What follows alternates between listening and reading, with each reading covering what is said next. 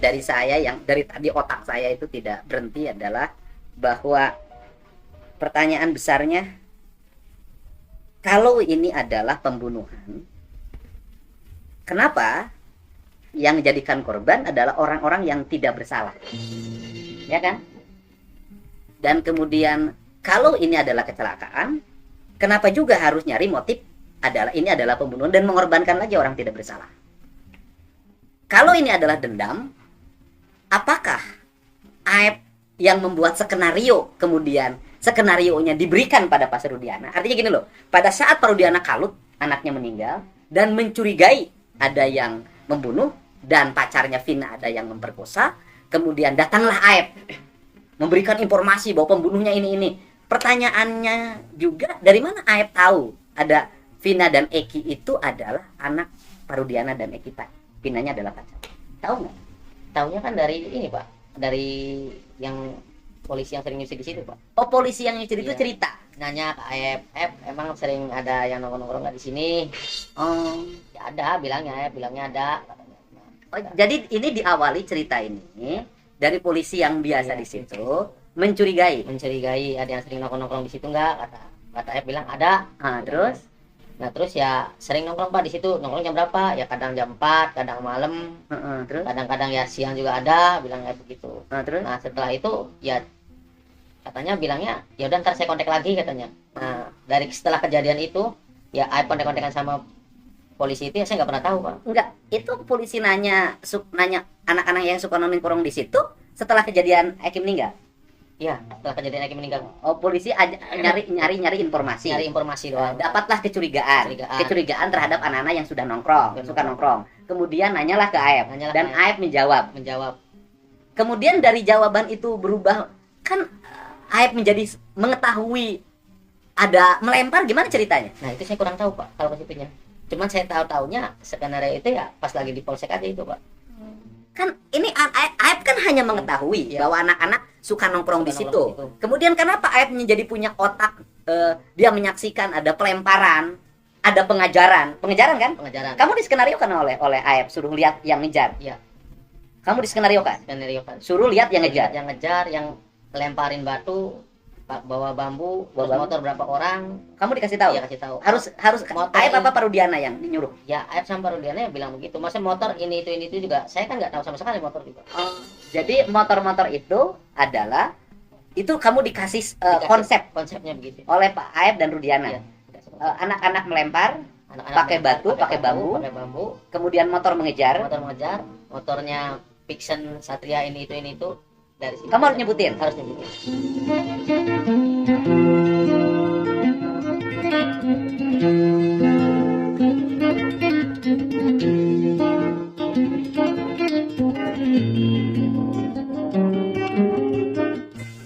Nama-nama pun kan saya dikasih tahu dari luar Pak. Suruh nyebutin nama ini.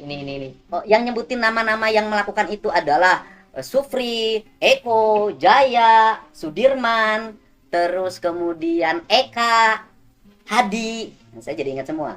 Itu siapa? Pak Rudian apa yang ngasih tahu saya? Ini nama-namanya. Nama-namanya ini. Rudian itu kemungkinan dari Aep. Kurang tahu kalau Aep bilangnya emang nggak pernah kenal nama sih Pak. Oh, Aep nggak tahu nama. Nggak tahu nama bilangnya Pak. Saya emang nggak tahu nama sih Pak. Orang saya setahu saya di situ Aep juga ngobrol sama orang-orang yang nongkrong di situ nggak pernah. Aep nggak tahu nama. Nggak tahu nama. Loh, itu dapat nama itu dari mana? Ya mungkin dari Pak Rudiana juga Pak. Oh, Parudiana dari mana? Tapi saya udah tahu. Kurang paham Pak. Saya udah tahu namanya Kalau dari mana, tapi saya nggak mungkin lengkap. Kurang paham Pak. Jadi di waktu di BAP ini kamu menceritakan apa saja?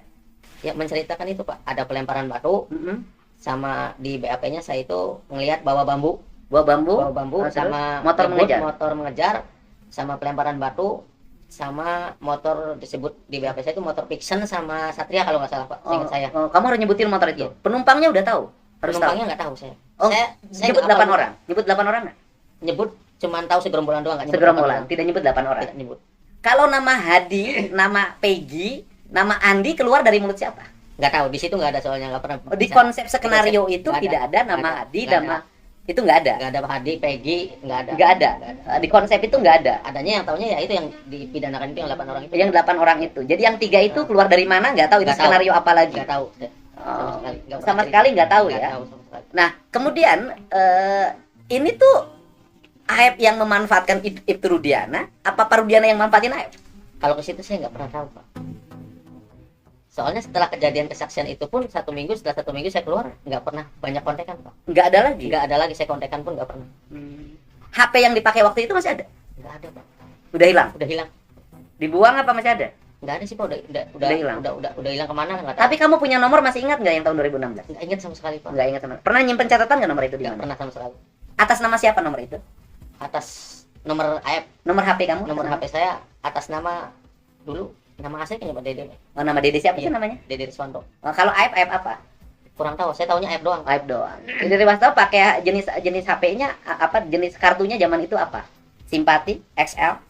Kalau nggak salah saya pakai Axis Pak. Oh, Kalau nggak Axis, salah. ya. Kalau saya ingat saya itu Pak. Pakai Axis ya, Ingat saya. 2016. Masih zaman BBM ya? Zaman BBM. Cuman kalau saya pas waktu itu bukan zaman BBM sih. SMS. SMS. Oh, pakai Punya SMS. HP BBM. Oh, pakai SMS.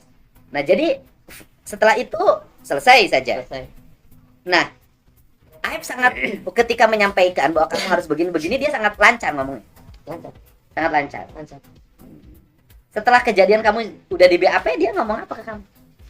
Ya nggak ngomong apa-apa sih Pak. Cuman saya nanya, Hmm. F kata saya, kenapa F bisa ngomong begitu padahal sedangkan kita tidak tahu kejadian itu. Hmm. Ya dia sempat bilang sih Pak, ya kesel sama anak-anak itu karena pernah mukulin saya. Oh, jadi Aep kesel sama anak-anak karena pernah mukulin. Hmm. Ketika Aep kesel itu, saya ingin gali nanti adalah ini Aep yang berinisiatif membuat skenario atau Pak Rudiana yang buat skenario? Kalau ke situ saya nggak tahu. Atau misalnya Rudiana lagi marah karena anaknya meninggal, kemudian dia menyangka bahwa itu dibunuh, kemudian Vinanya diperkosa, kemudian mencurigai, kemudian nanya ke Aep, kemudian Aep nyambut. Yang terjadi begini, makanya yang berbohong ini siapa? Gitu.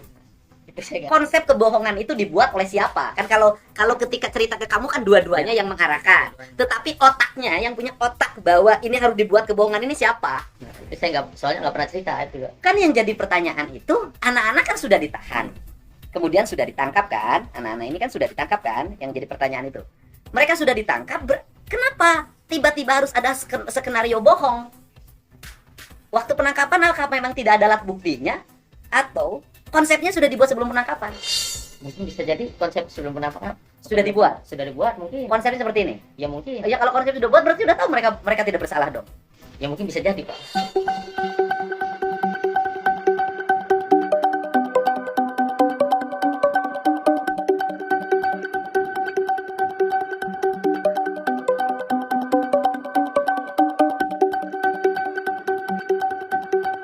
Apakah salah tangkap kemudian disiksa kemudian jadi kagok? Mungkin karena udah ditangkap kan terlanjur. Sudah ditangkap, Mungkin. asalnya Ya. dicurigai tetapi Susah susah mendapatkan mendapatkan bukti, bukti. sudah susah mendapatkan pengakuan, akhirnya dibuat skenario. Mungkin. Setelah viral, Ayah pernah hubungin kamu nggak? Saya setelah viral nggak pernah ketemu pas waktu di BAP kedua juga, saya dipanggil kedua Polda itu nggak pernah. Ah, waktu dipanggil di Polda, waktu Iya. kasus Peggy, kan kamu juga masuk dalam, kan Ayah mengetahui Peggy ada di situ. Kalau di pemeriksaan di Polda kan, mengetahui Peggy ada di situ. Kamu dipanggil nggak? Dipanggil, Datang. ada AF juga di situ. Jadi waktu pemeriksaan Peggy kamu datang Datang ada AF juga menjadi saksi menjadi saksi di BAP. di BAP. BAP kamu? BAP saya, ya saya berlaga semua lupa semua Pak. Hampir lupa semua. Jadi saya lebih simpel dibandingkan AF. Diminta BAP-nya. Oh, jadi kamu di Polda waktu kasus Peggy kamu di BAP. BAP kamu menceritakan seperti BAP awal, kamu menyaksikan pelemparan, kemudian bawa anak-anak bawa bambu, pengejaran menggunakan motor 4, jenis fiction segala macam. Seperti itu nggak? Enggak semua sih Pak. Paling saya yang bilangnya ya bawa bambu, ngelihat sama orang nongkrong lihat, sama pelemparan doang Pak. Selebihnya ya saya nggak tahu dan lupa. Selebihnya. Karena ya saya di situ pun pengen berkata jujur, ya saya nggak bisa apa-apa. Kamu punya kehendak nggak berkata jujur waktu itu? Pengen sekali Pak. Kenapa tidak jujur? Bingung Pak. Kan kamu sudah Bingung. menyesatkan penyidik Polda yang kemarin. Bingung, takut saya Pak. Takut. Penyidik menggali nggak ke kamu waktu itu?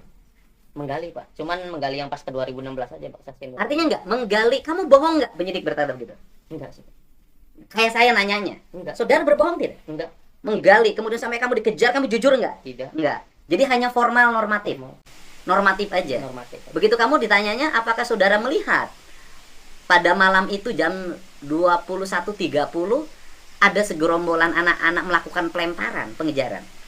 Ada seperti itu Pak banyak. Ada jawaban kamu apa? Ya saya bilang ya saya ingat kalau itu.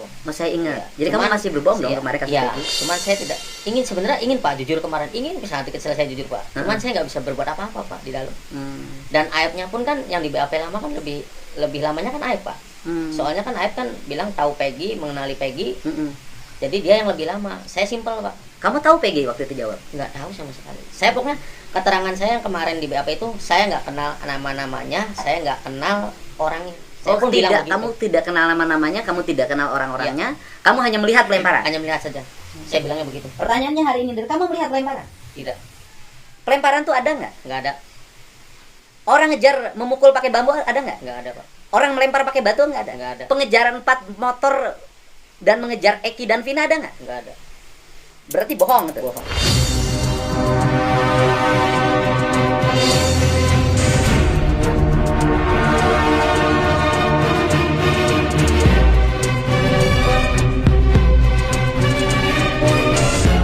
Waktu itu ketemu kamu ngomong apa? Ya nggak banyak bicara sih Pak. Nggak terlalu menceritakan setelah kejadian saksi itu, nggak terlalu menceritakan masalah itu Pak. Biasa aja biasa. Soalnya setelah itu kan seminggu juga saya keluar Pak. Nggak banyak ketemu. Nggak terlalu dekat juga kan sama Aib Pak. Nggak terlalu dekat banget gitu. Cuman kerja kan karena di kerjaan doang Pak dekatnya. Terus wawancara Aib di YouTube saya kamu lihat? Lihat. Terus kamu perasaannya gimana? Ya perasaannya, ya saya kadang bilang Aib. Kadang saya geleng kepala aja Pak. Kamu tahu nggak saya nyari? Tahu. Nyari informasi kamu di mana, walaupun Tahu. Terakhir kan sama tukang warung itu Pak. Saya tahunya Bapak, ntar saya cari Dede katanya. Berarti tukang warung itu benar? Ya tukang warung itu benar, cuman kalau saya beli nasi di situ, saya nggak pernah sih Pak beli nasi. Oh iya, artinya gini loh, keterangan tukang warung tuh jam 5 sore itu tutup, bener nggak? Ya emang sore emang udah tutup. Jadi kamu itu, nah gini, kamu bener nggak malam itu beli rokok? Ya emang beli rokok di Madura doang, beli rokok doang Pak. Bener nggak di tempat itu hanya ada warung Madura yang buka? Ya ada warung Madura, emang di situ kan sampai malam Pak, warung Madura Pak. Ya, ada satu warung Madura sampai malam kan dia. Jadi di malam itu iya. Kamu bener bahwa yang ada hanya warung Madura? Iya, beli rokok doang, beli rokok biasa aja Pak, beli rokok biasa. Pertanyaan saya adalah, di jalan itu kamu bener nggak mengetahui bahwa malam itu tidak ada warung yang buka kecuali warung Madura? Emang iya Pak. Bener Madura doang Pak. Berarti keterangan yang punya warung Madura tuh bener? Bener. Kamu lihat nggak keterangan yang punya warung dari YouTube saya? Saya lihat. Kamu mengakui keterangan itu bener? Mengakui bener. Memang warung Madura doang. Soalnya kan kalau warung Madura emang terkenal 24 jam Pak. Nah, kamu melihat keterangan orang yang saya wawancarai, percaya nggak kamu keterangan orang yang saya wawancarai bener? Percaya Pak. Mereka tidak berbohong? Tidak berbohong. Termasuk yang punya warung Madura? Termasuk yang punya warung Madura. Yang bilang tidak mungkin ada pelemparan? Iya. Ya, tidak mungkin jaraknya 120 meter keliat? Tidak mungkin Pak. Jadi yang punya warung Madura bener? Bener. Tapi malam itu kamu beli rokok? Beli rokok. Beli rokok ya balik lagi Pak. Beli rokok berdua sama Aib? Iya berdua sama Aib. Jadi bener kalau peristiwa Aib dengan kamu beli rokok malam itu benar? Iya beli rokok doang biasa Pak. Oke. Cuman nggak semalam itu sih Pak. Jam berapa beli rokok? Ya sore-sorean Pak. Jam 7-an? Ya jam-jam 7-an lah. Ya bener kata orang Madura memang ada beli rokok kamu? Iya. Sama Aib? Beli rokok normal biasa? Normal biasa beli rokok. Berapa bungkus yang beli rokok? Paling sebungkus Pak. Nah pertanyaannya adalah, ketika kamu lewat beli rokok, ini untuk mensinkronkan dengan keterangan bantahan bahwa Pak RT Pasar menyatakan, kalau menyatakan Pak RT Pasar mereka tidak tidur di rumahnya, bener, orang tidur di rumah anaknya. Kalau itu bener, saya tidak melihat bener. Tapi yang paling bener keterangan yang dianggap menurut saya dugaan palsu itu kahfi. Ada nggak anak-anak nongkrong di situ ketika jam 7? Nggak ada Pak, nggak pernah lihat, nggak lihat. Jadi malam itu anak-anak tuh tidak nongkrong di gang itu. Nggak ada orang sama sekali. Ya artinya malam itu, pada malam kejadian, ya kan, tanggal 27 Agustus 2016, anak-anak itu sekitar, kamu beli rokok jam berapa? Sekitar jam 7. Oke, sekitar jam 7 atau jam 8 anak-anak tidak nongkrong di gang. Berarti kalau begitu benar anak-anak itu di rumah Bu Nini.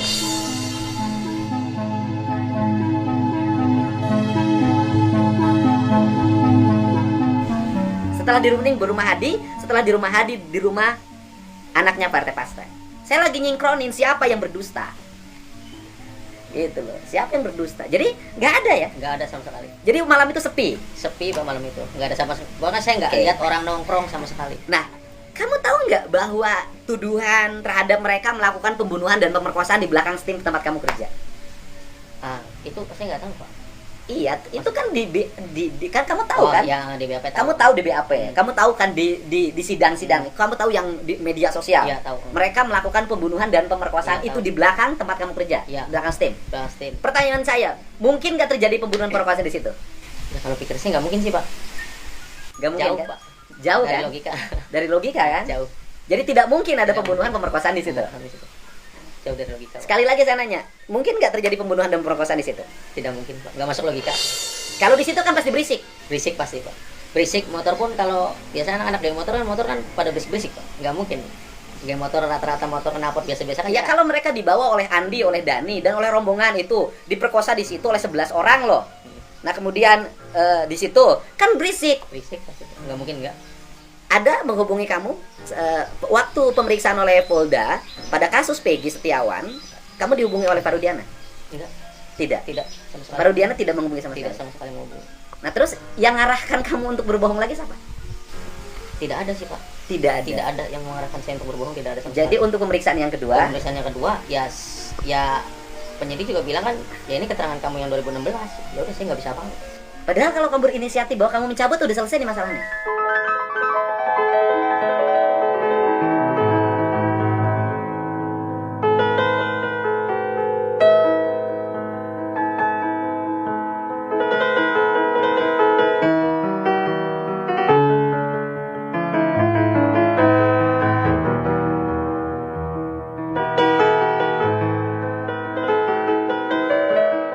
Cuma Nanti- saya takut doang, Pak. Artinya penyidik Polda akan welcome loh sama kamu. Cuman penyidiknya waktu itu tidak menggali ya. Cuman kan keterangan yang lebih lebih mendalamnya kan ke Aep, Pak. Aep. Pada saya. Soalnya kan karena dia mengetahui Peggy itu, Pak, jadi dia lebih mendalam. Dan Aep pun bilang ke penyidik juga, ya kalau Dede mah emang nggak terlalu mengetahui. Jadi yang mengetahui dia. Iya. Ya Aep pun bilang ke penyidik. Oh dia mengambil tanggung jawab. Ya Pak, Dede juga. Ya emang Dede mah nggak terlalu mengetahui, Pak, soalnya di situ kerja cuma 3 mingguan. Jadi yang paling mengetahui Aep. Pertanyaannya adalah, mungkin Aep tuh gini, kalau misalnya yang tahu hanya Aep, kamu hanya dibawa oleh Aep untuk berbohong. Tapi pada malam itu Aep tuh bareng sama kamu ya. Iya, bareng sama saya. Jadi tidak mungkin Aep hanya mengetahui sendiri tiba-tiba bahwa kamu. Saya pakai otaknya aja, otak kecurigaan gaya penyidik. Iya. Ya kan, misalnya Aep yang hanya mengetahui pelemparan, Aep yang hanya mengetahui pengejaran, tetapi agar dia kuat membawa nama kamu untuk bareng menyaksikan, nggak mungkin. Pertanyaannya adalah, habis kamu beli rokok sama Aep terus kemana? Ya di cucian biasa, Pak. Terus Sampai jam berapa? ya paling setengah jam saya pulang, Pak. Pulang. Berarti Aep kira-kira kemana malam itu? Kalau Aep mah setahu saya pas waktu saya kenal di situ dia tidur di situ, Pak. Oke. Tidur di cucian. Berarti habis beli rokok sekitar jam 8 lah ya. Hmm. Jam 8 kamu ke tempat cucian. Iya, di cucian. Aep mah terus tidur. Ya ada di situ sama saya kan ngerokok, Pak. Merokok sampai jam berapa? Ya saya kurang lebih setengah jam lah, saya pulang terus. Ya sampai setengah 9 lah ya. Iya, setengah 9. Sampai setengah 9 kamu pulang, Aep mah tidur di situ. Tidur di situ, setahu saya tidur di situ dia. Kadang anak pang juga kan nginap di situ kadang. Oke, tidur di situ. Berarti peristiwa pengejaran itu tidak ada dong. Tidak ada sama sekali.